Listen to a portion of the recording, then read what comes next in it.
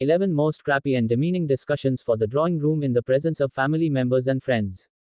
Most people who don't watch this till the end will still keep defending themselves. Well, people meet for different reasons: kitties, getting together with neighbors, friends parties, reunions amongst others. This is what they talk about. What is cheaper in the canteen or a government shop, and or what should the government do about inflation? Asking your son or daughter why they didn't pursue what they studied. Pollution levels and how it badly affects health, how and why government initiatives are worthless. Religious preferences and hatred comments over a particular religion or sect. Accidents, how people are hurt, after effects for family and friends. Diseases and the number of tablets, or the names of medicines and what they do. Why people don't like what they don't.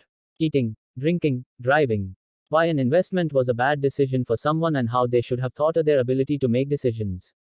Why a government job is safer than anything else in the world, let alone being wealthy. How someone should or shouldn't respond, by shouting. Now, these are my questions to these people. If you had the money to go to a premium store, would you still buy the cheap stuff? I am saying if you have the means to afford a separate car and driver for these things. Don't blame anyone else for you being poor. Poverty is a degrading, dehumanizing, cancer-like disease of the uninformed mind. And there's nothing called middle class. You are either rich or poor. How many education options did you have when you were young? What did your parents ask you to study?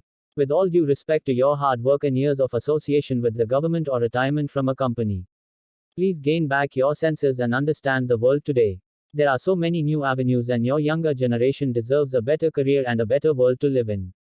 And even if your children want to take a different trajectory for their career, or have their own business, know that they're looking for a better life than yours and to give passive assets to their children. Someone who hasn't thought about earning good money has never got clarity on concepts like passive assets, and they don't teach that in school even today. Your children don't want to settle for a career standard lower than what they think. Let them be what they are and let them become what they want to become. Have you ever spoken about the ways in which you can are contributing to reducing the pollution? Everyone can say anything, it takes guts to do the stuff. And with doing, comes the change. So you want to talk about government initiatives. When was the last time you didn't like a government initiative when you contributed personally to provide feedback to them through the resources available to you, let alone finding those resources or asking someone about them? Have you ever taken stuff in your own hands, went out to help someone cross a zebra crossing, let alone charity money? You really have to earn the right to demean someone's initiatives if you haven't contributed to the society yourself in any way. God has given you all the senses like an animal, but even higher resources like perception, willpower, intuition, imagination, memory, and reasoning. It's so sad that a very few people use this.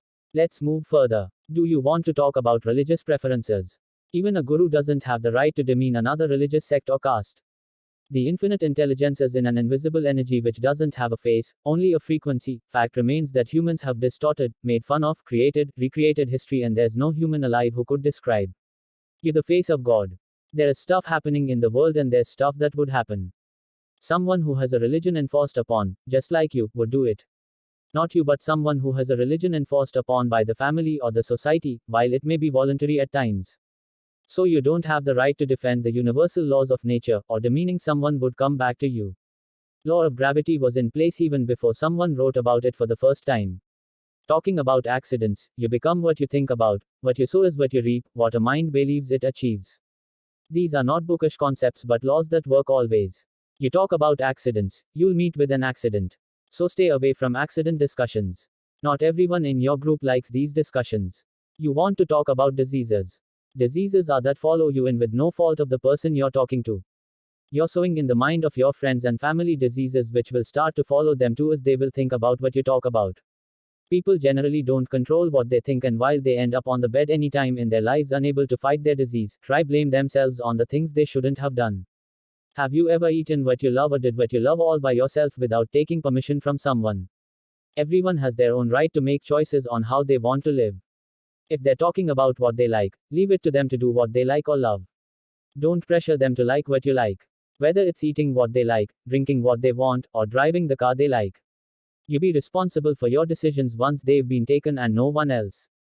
Talking about investments. Have you always made an investment that gave you returns exactly how you wanted? Everyone makes mistakes. It's not a great idea to rub it in every time you're in the drawing room or the dining table.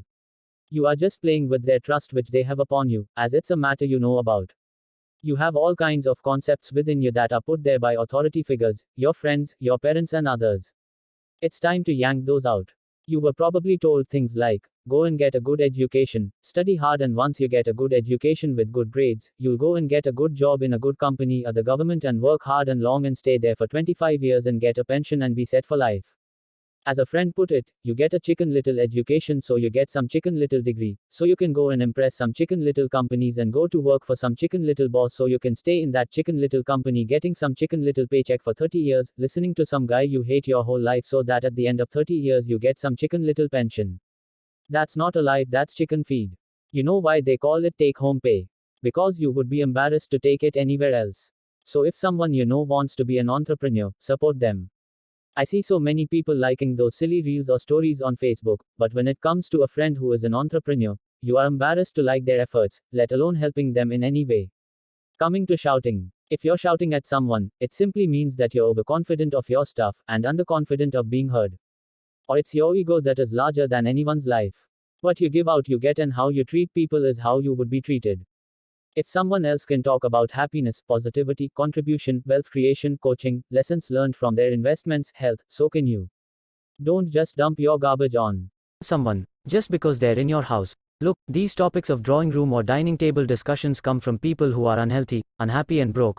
What we are going to suggest is start evaluating my responses here as concepts that will make a difference. You have my permission and you have got your permission to evaluate any concept. I love you and wish you to be your best.